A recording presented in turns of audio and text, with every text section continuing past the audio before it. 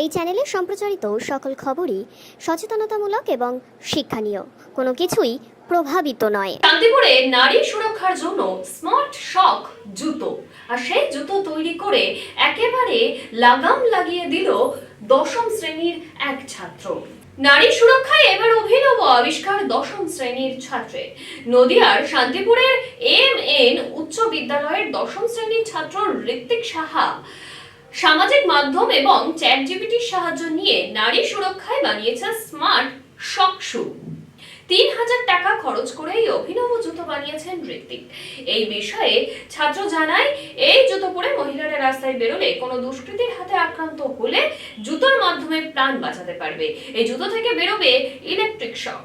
শুধু তাই নয়, জুতোয় থাকা সেন্সর আক্রান্তের পরিবারকে পাঠাবে মেসেজ এবং জিপিএস এর মাধ্যমে দেবে লাইভ লোকেশনও। তবে এই জুতো বানিয়ে এখন রীতিমতো শান্তিপুরের চর্চায় এসে গিয়েছে ঋত্বিক। ঠিক কি বলছেন শোনাবো আপনাদের।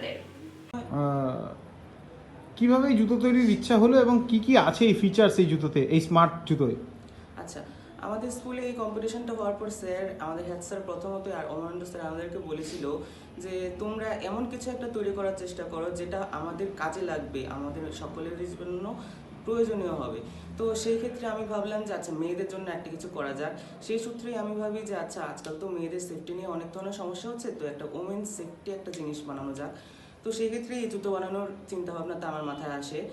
তো এটার মধ্যে আমি 3টি ফিচার অ্যাড করেছি। ফার্স্ট অফ অল, এটা রাতের বেলায় কেউ যদি তাকে অ্যাটাক করার চেষ্টা করে তাহলে এটার মধ্যে একটা শকিং সিস্টেম আমি অ্যাড করে দিয়েছি, সেটা দিয়ে সে তাকে হাই ভোল্টেজের একটা ঝটকা দিতে পারবে। আর এছাড়া এটার মধ্যে আমি ESP32 নামে একটা ডেভেলপমেন্ট বোর্ড ইউজ করেছি। এই বোর্ডটার কাজ হচ্ছে নেটওয়ার্ক আর ওয়াইফাই কানেকশন ছাড়াই ডিরেক্ট স্যাটেলাইট থেকে এটা কানেকশন হতে পারে। আর এটার মধ্যে একটা এয়ারটেল সিম পোর্ট করার পর থেকে এটা SMS কল দুটোই করতে সক্ষম। এছাড়া এই লোকেশন ট্র্যাক করার জন্য আমি নিও 6M এর একটা জিপিএস ট্র্যাকার ইউজ করেছি। ওটার কাজ হচ্ছে লোকেশনটা অ্যাবজর্ব করে আনা। এই পুরো সিস্টেমটা আমার চালু করার জন্য আমার একটা অ্যাপ্লিকেশনের প্রয়োজন, অডিওনো ড্রয়েড নামে অ্যাপ্লিকেশন। এটা প্লে স্টোর থেকে নামানো যায়।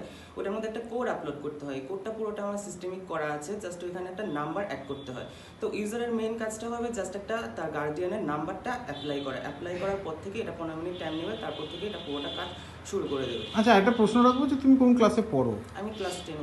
ক্লাস 10-এ পড়ার পরেও এই যে স্মার্ট জুতো তৈরি করা তুমি কিভাবে শিখলে বা কিভাবে মাথায় এলো এটা? আসলে এই ধরনের ইলেকট্রিক জিনিস নিয়ে আমি ছোটবেলা থেকেই করতে আমি একটু পছন্দ করি।